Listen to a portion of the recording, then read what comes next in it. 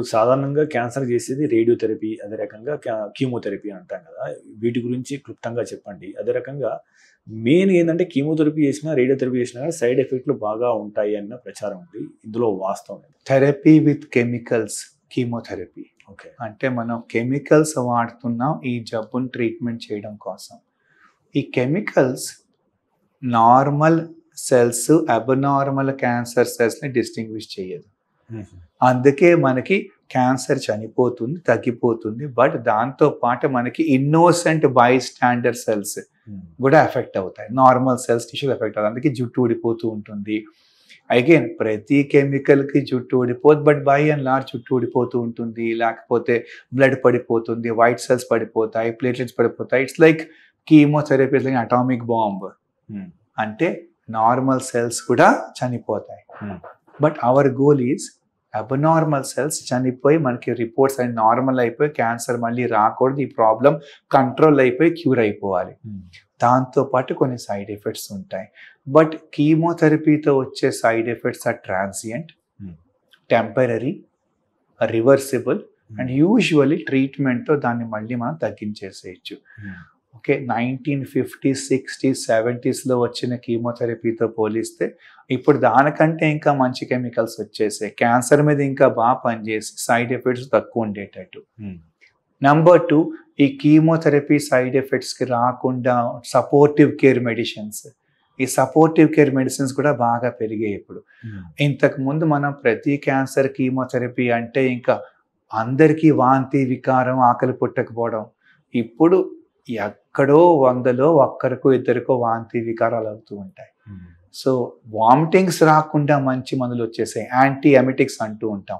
Injections రూపంలో కొన్ని, టాబ్లెట్స్లో కొన్ని.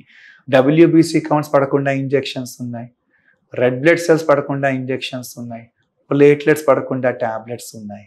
సో ఇలా సపోర్టివ్ కేర్ కూడా హ్యాస్ ఇంప్రూవ్డ్ ఎ లాట్. అందుకు సైడ్ ఎఫెక్ట్స్ కూడా బాగా తగ్గిపోయాయి ఇప్పుడు. సిమిలర్లీ రేడియేషన్ థెరపీలో కూడా ప్రిసైజ్గా రేడియేషన్ ఆ అబ్నార్మల్ ఏరియాకి మాత్రమే వెళ్ళేటట్టు targeted delivery of radiation and neighbouring tissue damage కాకుండా. సో ఈ ఎస్పెషల్లీ లాస్ట్ 10-20 yearsలో ఈ డెవలప్మెంట్స్ చాలా అయ్యాయి.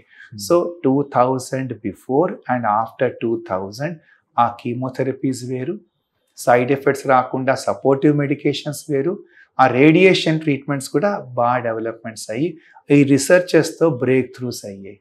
అందుకే సైడ్ ఎఫెక్ట్స్ బాగా తగ్గిపోయాయి. అండ్ మెజారిటీ ఆఫ్ పేషెంట్స్ మొత్తం షెడ్యూల్ ట్రీట్మెంట్ ఆల్మోస్ట్ ఆల్వేస్ టైంలో పూర్తి చేయగలుగుతున్నారు. బోన్ మ్యారో ట్రాన్స్ప్లాంటేషన్ అంటాం కదా, దీని గురించి చెప్పండి. ఇది ఎవరికి అవసరం? ఇంతకు ముందు వాడే టర్మ్ బోన్ మ్యారో ట్రాన్స్ప్లాంటేషన్. ఇప్పుడు దాన్ని మనం స్టెమ్ సెల్ ట్రాన్స్ప్లాంటేషన్ అంటూ ఉంటాం. సో బోన్ మ్యారోలో ఉన్న స్టెమ్ సెల్స్ని మనం ట్రాన్స్ప్లాంట్ చేస్తాం కనుక దీన్ని మనం peripheral blood stem cell transplantation అంటాం. ఇంతకు ముందు ఈ బోన్ మ్యారోలో స్టెమ్ సెల్స్ మనం ఐసోలేట్ చేయడం కోసం it was very painful procedure. From the bone marrow అంటే బోన్లో డ్రిల్ చేసి బోన్లో వెళ్ళి బోన్ మ్యారో నుంచి ఆ సెల్స్ తీసేవాళ్ళం. ఇప్పుడు వచ్చే ఇంజెక్షన్స్ ద్వారా అదే సెల్స్ బ్లడ్లో వచ్చేస్తూ ఉంటాయి. సో అందుకే it's very simple now. It's a peripheral blood stem cell transplantation. ముఖ్యంగా బ్లడ్ క్యాన్సర్స్లో, ల్యూకీమియాస్లో, అలాగే లింఫోమాస్లో, ఇంకా మల్టిపుల్ మైలోమా, ఒక bone marrow plasma cell cancer, ఇలాంటి క్యాన్సర్స్లో bone marrow transplantation or now we call it a stem cell transplantation అని చెప్పి వాడుతూ ఉంటాం.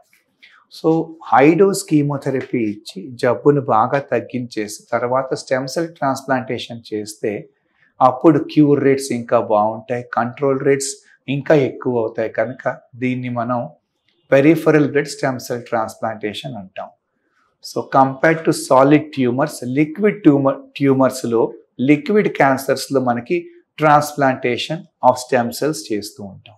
Like leukaemia, acute lymphoblastic leukaemia, acute myeloid leukaemia, రెండోది మల్టిపుల్ మైలోమా, మూడోది Hodgkin's lymphoma, 4 non Hodgkin's lymphoma.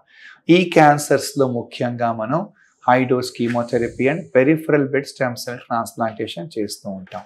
ఈ stem cells patient stem సెల్సే వాడితే it's called as autologous transplantation. అదే పేషెంట్ వాళ్ళ brother are sister or any matched HLA matched person వాడితే ఆల్లోజెనిక్ transplantation అంటూ ఉంటాం. సో నార్మల్ కీమోథెరపీతో క్యూర్ వీలు కానప్పుడు ట్రాన్స్ప్లాంటేషన్తో క్యూర్ చేసే అవకాశం ఉంటుంది.